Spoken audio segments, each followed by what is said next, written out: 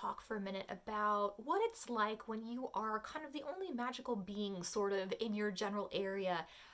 Because I think it's a difficult situation. I think it's one that happens to a lot of us, and it can really, really weigh you down and kind of hinder your progress on your spiritual path in a lot of negative ways. It's really difficult when you don't have people around you that support you, people that don't understand you. Sometimes too, you have to hide what you're doing if you're, doing magic or tarot cards or whatever it is that you're doing. So, rituals. Sometimes that stuff's really hard to hide around other people, especially if you're in the same house. It's easier if you live alone. But it's really, really difficult sometimes. And while the magical and spiritual community is very large, there's a lot of places all over that don't really have big communities. There's a lot of online stuff and everything too, but I don't know about you guys. For me, I'm like 87 on the inside. Like, I'm not super into technology. I'm like old fashioned, like meeting somebody in person, like going for some tea or some coffee or some cupcakes or something. So for me, a lot of people are like, oh, just reach out in the digital world. It's fine. Find your connections. But sometimes that's really hard for people. And I think the more immediate problem that we really do have is, how do we deal with the actual situation, the heaviness of feeling like we're kind of like the only one, right? And I was thinking about this morning because I went to go get my cup of coffee, and every morning I have like a coffee cup problem, and I have a bunch of mugs, and I pulled out my favorite one. And I started really thinking about why it's been my favorite, especially lately. I'm going to show you guys. So this is my mug. It says, "Don't let the muggles get you down." I don't know if it's forward or reversed with the camera mirror here. But, when I got this mug, I was having a really difficult time because I was kind of the only magical person sort of in my area. And I was really struggling. My living situation didn't allow me to do and practice really anywhere but like outside of the house. And for someone who's a solitary practitioner, like, I'm not super big on the neighbors like looking in on what I'm doing. But I wanted to kind of talk about some of the problems that you face and some things that maybe we can kind of do or realize or understand in order to help us through these times when we feel kind of like we're just very alone, right? So if you guys don't know, when I read the cup, so if you're not a Harry Potter kind of nerd like me, Muggles are sort of non-magical people. And, while everyone is magical in their own way, we're all very special human beings. There are those of us who go around and haven't turned our light switches on, and then there are those of us who have. And the people who have turned them on are working in their magic and with their magic.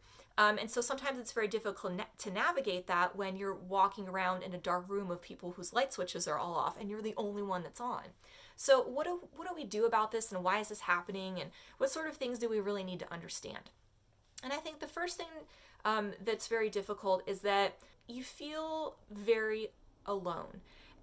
But the thing is, you're not ever really alone. You have spirit with you all of the time. So if you're feeling kind of that way, I think one good thing was to really lean into that connection that you have, right? Because the more that you lean into that and the more that you ask spirit for help, the more it's going to help you. But the more you focus on this sucks, the more it's going to suck, right? Also, too, I think you have to be really committed to just the idea that not everyone's always going to understand you, and that's okay, right? People are all coming from their own perspectives and their own ideas and ways of looking at the world, and your expectation is for somebody to understand what you understand when they don't understand it. And so I think that makes a lot of people frustrated and angry and kind of short-circuited, and it causes a lot of friction. And sometimes it's okay if people don't understand. You kind of just have to let them sit in that space and sit in your space and just be okay that you're in different places. Now, if somebody's being, judgmental or cruel or awful about it, of course that's a different situation. You want to avoid that person if you can and get away from that energy, right? Because that's a whole different situation going on that has nothing to do with you or anything you're doing. That's an internal healing issue that person has to work with, right? Because it is really hard. The other thing I think that's really important is to not just connect with spirit, but connect with your magic and the things that you do that make you feel empowered, right? That make you feel like you have more control, that make you feel more like yourself, right? Whether it's just, meditating, burning some incense, whether it's finding a way or a place to do a full-on kind of ritual that you normally do, right? That's kind of your jam. There's different little ways to figure out how to put these things back into your life, right?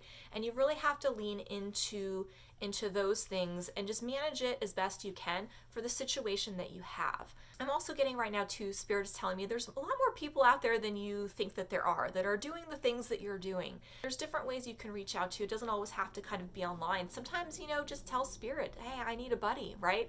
Every single time I've asked for that, somebody has shown up in the most random, strange, and bizarre circumstances. And it's just been like this, right? And it's been a really good connection. It was exactly what I needed at the time.